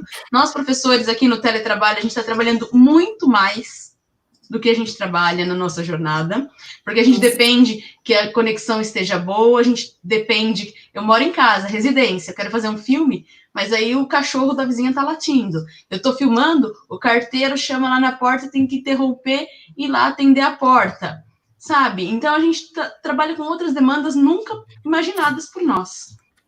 E para edição de vídeo também, né, demanda um tempo, assim, absurdo, porque você não vai postar qualquer tipo de conteúdo, né, porque tem uma preocupação estética também, no que a gente vai colocar nesse vídeo, isso também é muito importante. Algo que a gente vem pensando muito é como esses vídeos são um momento de fabulação para essas crianças. Né, as famílias falam, quando elas veem vocês lá, é como se elas acessassem um respiro no meio disso tudo. Né, elas falam, nossa, isso ainda... existe de alguma maneira, eu ainda posso tocar isso que é tão bom para mim de alguma forma, né? Então, pensando nesses vídeos como esse lugar de fabulação, em que a gente vai tocar essas crianças afetivamente também, não pode ser qualquer coisa, né? Precisa ter uma estética com cuidado, isso demanda um tempo gigante, né? Para nós que somos professores que não estamos acostumados com essa questão de edição de vídeo, né? Enfim. Sim. Acho que outra coisa, desculpa, Nina, para a gente lembrar, é a parceria que a gente tem, né? Dizer para todo mundo que a gente não está só nesse momento, né? Eu aqui sou uma das pessoas que mais chora no grupo, falando, eu tô com medo, não vai dar certo, ai, Nina, eu vou chorar, o que vai acontecer comigo? E aí as trocas, né? A professora Vanessa, que deve estar aí por aí, ela... Cara, que parceiraça na escola comigo, sabe? A gente vai pensando as coisas juntos. A Jaque trocou informação comigo essa semana, e aí ela elaborou um vídeo para as minhas crianças, e aí eu venho contribuindo com as discussões referente à arbitragem feminina com os colegas. Então, essa troca, né? Fazer essa troca... tudo bem que meus vídeos não saem muito bem, como o da Marina, porque eu não tenho uma luz de youtuber, né, Marina? Blogueira. Diz que comprou luz de blogueira, tripé, né? Eu não tenho, como eu não tenho essa luz, eu só posso gravar vídeos durante o dia, né? Tem isso também, né? E aí eu também só posso editar de madrugada, porque a minha conexão fica melhor, olha só, né? Então a gente está tendo que trabalhar em horários totalmente desconexo, assim, com a realidade, né? Eu fui mandar um vídeo para um parceiro essa semana, eu chamei ele 2 horas da manhã, achando que era de noite. Quando eu olhei no relógio, eu falei, meu Deus do céu, o que eu estou fazendo? E a gente vem perdendo essa questão, né? Mas eu acho que uma coisa a se pontuar mesmo é essa troca, esse diálogo, que a gente não está sozinho, as escolas, elas estão resistindo a esse momento, cada uma da sua forma está tentando ali, né, no coletivo, fazer as ações, Se são boas, se são ruins, se vão dar conta, se não vão, aí é o outro papo, né? É um outro caminho, é uma outra coisa a se pensar lá na frente. Mas eu acho que essa questão da troca, ela precisa ficar bem registrada aqui pra gente, né? E que eu sou apaixonada por vocês, né? Lógico. Eu acho que os grupos nos ajudam muito. Ô, Nina, não, acho que eu ia falar que se você tiver a possibilidade de ter uma dupla, um grupo, um parceiro para discutir, porque a gente fica muito angustiado mesmo, a gente fica o tempo todo pensando, e faz, envio, não envio, refaço. Eu acho que quando a gente tem essa possibilidade de troca, nos ajuda muito. Então, ter essas parcerias são importantes. A gente tem sofrido muito com isso esses dias todos. A gente envia o vídeo, faz avaliação, mas por que você falou isso? Retira isso. Então, acho que isso nos ajuda bastante. Olha só, em cima do que a Aline falou, e agora você completa, Jaque, é por isso a nossa intenção da live, né? Foi essa foi a grande questão. A gente achou, né, que assim como a gente estava muito angustiado, né, as pessoas também estão na mesma. Então, por isso, nós pensamos em compartilhar com vocês. Esperamos ter ajudado, né, de alguma maneira, ter feito pensar, pelo menos. E eu quero agradecer a presença de muitos colegas que há algum tempo eu não via. A Daiane estava por aí, Denângela faz Nossa, tempo que eu não vejo. saudade. Né? Irineu Morello, meu diretor da última escola que eu estive em atuação, né? Então, gente, muito obrigada, né, por participar com a gente, e espero, sinceramente, que tenha valido a pena para vocês. Acho que a gente vai aguardar a próxima live, que é como o Marcos mantém o topete, né? Porque aqui ele já falou mais lives, queremos mais lives. Eu acho que a próxima live pode ser a do topete. Acho que tem muitos pedidos aqui. Queria agradecer aí a participação de todas, de todos.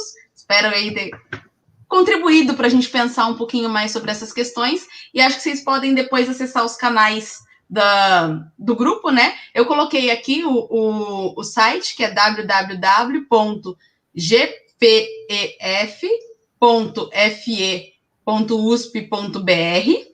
Então, esse é o site onde tem os relatos, tem os vídeos. Tem aqui a gente está no canal do grupo, né? Então, aqui, clica no sininho aqui embaixo para seguir, se inscreve aí para receber. Inscreve no canal. Se inscreve no canal, deixa o seu like se você gostou. Isso. E o nosso Instagram é gpf_feusp. Então, vou pôr aqui também no chat, quem quiser seguir lá. E a página no Facebook, eu esqueci. GPF FEUSP, né? Acho que é GPF FEUSP. GPF FEUSP. Isso. Mas tem alguma coisa. Então, segue lá. E aí, na próxima live, a gente vê qual é o segredo do topete do Marcos. É o topete cultural. Gente, eu me despeço de todos e todas, agradecendo esse momento muito proveitoso. Confesso que eu estou assim por dentro, não acaba, né? Mas eu gostaria de agradecer, foi muito bom. E eu termino aqui minha fala com duas coisas. A de Enem, fora Bolsonaro. Sempre. Sempre. Também agradeço muito a oportunidade, é muito bom também falar desse espaço da educação infantil, né, que não é propriamente de educação física, mas que é sempre muito bom quando a gente tem essa parceria para ajudar as professoras a pensarem sobre as práticas corporais. Então, muito obrigada, e com certeza, a de Enem, fora Bolsonaro.